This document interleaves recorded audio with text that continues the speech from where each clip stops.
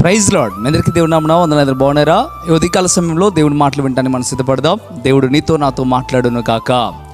దేవుని యొక్క వాగ్దానాన్ని మనం ధ్యానం చేద్దాం. కీర్తన గ్రంథం 29వ కీర్తన ఆఖరి వచనాన్ని మనం ధ్యానం చేద్దాం. యెహోవా తన ప్రజలకు బలమును అనుగ్రహించును. బలము లేక ఎంతగానో ఇబ్బంది పడుతున్న వారు ఉన్నారు. బలం అనగానే శారీరకమైన బలం మాత్రమే అనుకోకండి. బలము అంటే ఆత్మ సంబంధమైన బలము కూడా ఉంది. శారీరకమైన బలము, అదే రీతిగా మానసికమైన బలం కూడా చాలా అవసరం. ఈ దినమున మానసికమైన బలము లేకుండా ఒకవేళ ఎంతగానో బలహీనమవుతా ఉన్నారా?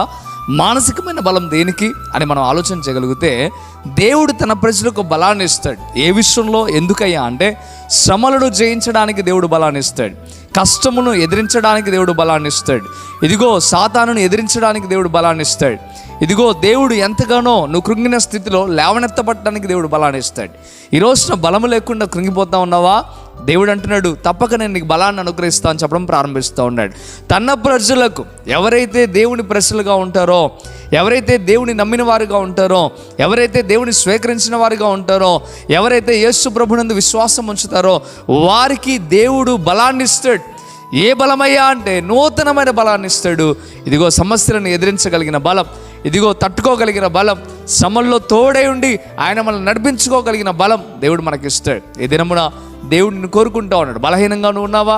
ఇదిగో నీకు బలాన్ని ఇవ్వాలని దేవుడు ఆశపడుతున్నాడు కనుక ఇకనైనా బలము కలిగి ఉండడానికి ప్రయాసపడు. మరి ఎప్పుడు ఇస్తాడు? దేవుని యందు విశ్వాసం ఉంచితే ఇస్తాడు. దేవునికి ప్రార్థన చేస్తే ఇస్తాడు అనే విషయాన్ని దేవుడు తేటగా ఉదయకాల సమయంలో నీతో మాట్లాడటం ప్రారంభిస్తూ ఉన్నాడు. బలము లేక ఎంతగానో శోధనలో, ఇరుకుల్లో, ఇబ్బందులు ఉండిపోయావా? అందులో నుండి నువ్వు బయటికి రాగలగాలి అంటే, అందులో నుండి నువ్వు ఉన్నతమైన స్థాయికి మార్చబడాలంటే దేవుని బలం చాలా అవసరం. మన వల్ల కాదండి. మనం ఎంత మాత్రం కూడా బయటికి రాలేం. ఆపదల్లోండి, ఇరుకుల్లోండి, ఇబ్బందుల్లోండి మనమంతటా మనం ఎప్పుడు బయటికి రాలేం. అలాగే మానసికమైన బాధల్లోండి మనం బయటికి రాలేం. దేవుని యొక్క సహాయము, దేవుని యొక్క బలము లేకుండా మనం ఒక్కడుగు కూడా ముందుకు వేయలేమనే విషయాన్ని గుర్తుపెట్టుకోవాలి. ఉదయకాల సమయంలో దేవుడు తేటగా చెప్తున్నాడు, నేను మీకు బలాన్ని అనుగ్రహిస్తాను, నేను మీకు తోడే ఉంటాను అని దేవుడు చెప్తా ఉన్నాడు. బలము కావాలని ఆశ నీకు ఉండినట్లయితే, బలముతో జీవించాలని ఆశ నీకు ఉండినట్లయితే ప్రార్థనలు ఏకీభవించి దేవుడిని అడుగు. దేవుడు తప్పక నీకు బలాన్ని అనుగ్రహిస్తాడు. ప్రార్థన చేద్దామా?